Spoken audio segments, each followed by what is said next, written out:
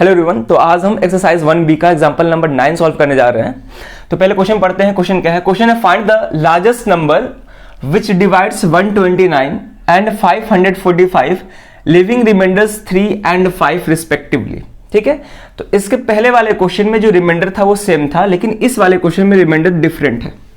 ठीक है, तो इसको भी जस्ट वैसे ही सॉल्व करेंगे, लेकिन ध्यान से समझेंगे। यहाँ पे तो हमसे पूछ रहा है कि वो सबसे बड़ा नंबर बताओ जो कि 129 को और 545 को जब डिवाइड करे तो रिमाइंडर पहला केस में 3 आए और दूसरा केस में 5 आए। तो ये जो रिमाइंडर 3 है वो किसके लिए है? 129 के लिए है, और ये जो रिमाइंडर 5 है वो 545 के लिए है, क्योंकि यहाँ पे रिस्पेक्टिवली वर्ड यूज किया गया है। तो रिस्पेक्टिवली का मतलब हो जाएगा पहला के लिए पहला और दूसरा के लिए दूसरा। ठीक है, अब कैसे सॉल्व करेंगे बहुत ही ध्यान से देखेंगे। तो हम इसको पहले भी डिस्कस कर चुके हैं, यहां भी बता रहे हैं कि हमसे पूछा है फाइंड द लार्जेस्ट नंबर, तो उस लार्जेस्ट नंबर को हम x मान लेते हैं। अब x से 129 को डिवाइड करना है और इसी x से 545 को भी डिवाइड करना है। ठीक है, तो इस वाले केस में रिमाइंडर क्या आ रहा है? 3। क्वेश्चन से हमको मतलब नहीं है, क्वेश्चन कितना है उससे हमको मतलब नहीं है, जो क्वेश्चन में इंफॉर्मेशन दिया है उसके हिसाब से हम यहां पर डिवाइड कर रहे हैं। और दूसरा वाला केस में यानी कि 545 वाले केस में रिमाइंडर क्या आ रहा है? 5 आ रहा है। ठीक है, अब ध्यान से देखेंगे। अब यहां पे रिमाइंडर बच रहा है यानी कि 3 बच रहा है, तो इसका मतलब x29 को कंप्लीटली डिवाइड नहीं कर पा रहा है, तभी रिमाइंडर आ रहा है। जस्ट वैसे ही x545 को भी कंप्लीटली डिवाइड नहीं कर रहा है, इसलिए रिमाइंडर 5 आ रहा है। ठीक है, अब ध्यान से समझेंगे। हम बताए थे कि अगर हम डिविडेंड में से रिमाइंडर को सब्ट्रैक्ट करते हैं तो जो भी रिजल्ट आता है वो रिजल्ट डिवाइजर से कंप्लीटली डिवाइड हो जाता है। जैसे फॉर एग्जांपल इस केस में डिविडेंड क्या है? 129। अगर इसमें से रिमाइंडर को घटाते हैं तो क्या आएगा रिजल्ट? 126 आएगा। अब ये जो 126 है x से कंप्लीटली डिविजिबल हो जाएगा। ठीक है, यानी कि रिमाइंडर उस केस में जब x से इसको डिवाइड करेंगे तो कंप्लीट डिवाइड हो जाएगा, रिमाइंडर 0 आएगा उस केस में। ठीक है, जस्ट वैसे ही यहां भी अगर हम डिविडेंड में से, डिविडेंड क्या है? 545 है, इसमें से रिमाइंडर घटाते हैं जो कि 5 है। ठीक है, तो यहां पर रिजल्ट क्या आएगा? 540 आएगा। अब ये जो रिजल्ट है ये भी x से क्या होगा? कंप्लीटली डिविजिबल होगा। ठीक है, और इस वाले केस में रिमाइंडर दोनों में ही अलग अलग दिया था, जबकि पहले वाला क्वेश्चन में रिमाइंडर सेम था। ठीक है, अब ध्यान से समझेंगे।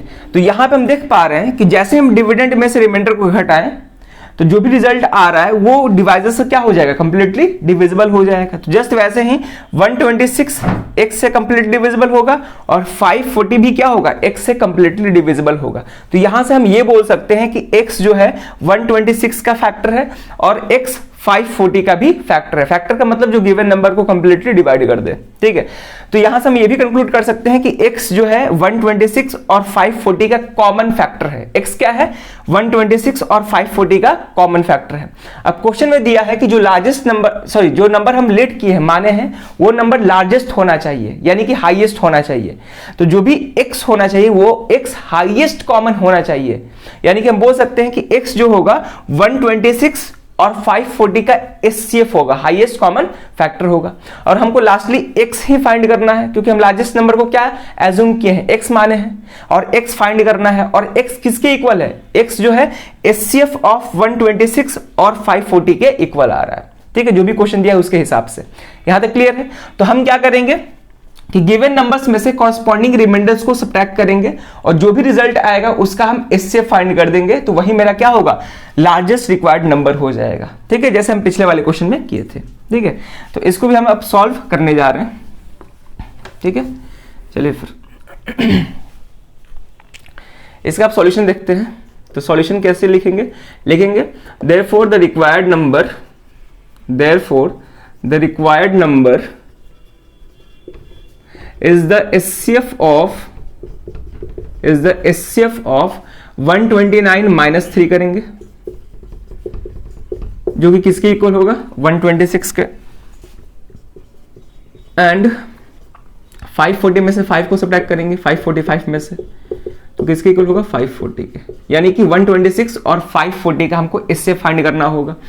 अब इसे फाइंड करने के लिए प्राइम फैक्टराइजेशन मेथड का भी यूज कर सकते हैं, लॉन्ग डिवीजन मेथड का भी यूज कर सकते हैं, उसमें कोई दिक्कत नहीं है। तो हम यहाँ पे प्राइम फैक्टराइजेशन मेथड का यूज करते हैं। ठीक है, तो ये 2 से डिवाइड हो जाएगा कितने टाइम्स में? 63 टाइम्स में। ठीक है, अब 63 जो है 2 से डिवाइड हो नहीं पाएगा, 3 से हो जाएगा 21 टाइम्स में। ठीक है, ये भी 3 से हो जाएगा 7 टाइम्स में, और 7 खुद एक प्राइम नंबर है।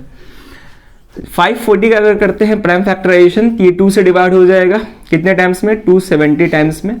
फिर ये 2 से हो जाएगा, ठीक है ना, 2 से हो जाएगा 135 टाइम्स में। अब ये 2 से डिवाइड नहीं होगा, अब 3 से चेक करना होगा, तो सारे डिजिट को ऐड करेंगे तो ये 9 आएगा, और 9 3 से डिविजिबल होता है तो ये भी 3 से डिविजिबल होगा, ठीक है, डिविजिबिलिटी रूल में डिस्कस किए थे हम।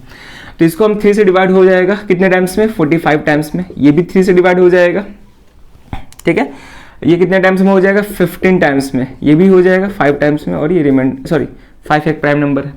अब गिवन नंबर्स को उसके प्राइम फैक्टर्स के प्रोडक्ट के फॉर्म में लिखेंगे, तो 126 इज इक्वल टू, कौन कौन से प्राइम फैक्टर्स हैं 126 के, 2 है, 3 है, 7 है, तो ये हो जाएगा 2 इंटू 3 इंटू 7। 2 कितने बार है, एक बार है, पावर 1। 3 कितने बार है, 2 बार, तो पावर 2, 7 भी एक बार है, ठीक है। 540 को भी लिखेंगे, तो कौन कौन से प्राइम फैक्टर्स हैं, 2 है, 3 है, 5 है, 2 इंटू 3 इंटू 5। 2 कितने बार रिपीट कर रहा है, 2 बार। 3 कितने बार आया है, 3 बार, और ये एक बार, ठीक है। अब हमको एचसीएफ फाइंड करना है, तो एचसीएफ ऑफ 126 एंड 540। तो एचसीएफ में क्या करते हैं हम, कॉमन प्राइम फैक्टर्स देखते हैं। तो कौन कौन से प्राइम फैक्टर्स कॉमन है जो दोनों में आ रहा है, एक 2 है, एक 3 है, 2 इंटू 3 कर दिए, ठीक है। अब इसका स्मॉलेस्ट पावर लेना होता है, 2 का स्मॉलेस्ट पावर क्या है, 1 है, 3 का स्मॉलेस्ट पावर क्या है, 2 है, ठीक है, छोटा वाला पावर। ये तो 3 बड़ा है, ठीक है ना, इसलिए छोटा वाला पावर लेते हैं 1 और 2। अब ध्यान से देखेंगे, 2 का पावर 1 2, 3 का पावर 2 9, कितना हो गया, 18 हो गया। यानी कि 18 ही वो सबसे बड़ा नंबर होगा जो 129 को डिवाइड करेगा तो रिमाइंडर 3 आएगा, और 545 को डिवाइड करेगा तो रिमाइंडर 5 आएगा। यानी कि 18 से बड़ा नंबर नहीं हो सकता है जो इस कंडीशन को सेटिस्फाई कर सके, 18 ही सबसे बड़ा नंबर है। तो लिखेंगे therefore required largest number, therefore required largest number, therefore required largest number is 18, ये आंसर होगा, ठीक है। तो इस तरह से हम रिमाइंडर टाइप वाले प्रॉब्लम्स को सॉल्व करते हैं, ठीक है। और ये भी बताए थे कि यहाँ पे किसी भी वर्ड प्रॉब्लम में अगर लार्जेस्ट वर्ड यूज कर दे, हाईएस्ट, बिगेस्ट, मैक्सिमम, ग्रेटेस्ट, ये वर्ड यूज कर दे, तो उस तरह के क्वेश्चंस को, मोस्ट ऑफ द क्वेश्चंस को सॉल्व करने के लिए हम एचसीएफ का ही यूज करते हैं, और एचसीएफ से ही सॉल्व हुआ, ठीक है। चलिए फिर, होप ये समझ में आया होगा। अगर कोई भी कहीं भी दिक्कत है आप उसको कमेंट सेक्शन में जरूर जाके बताएं, ठीक है।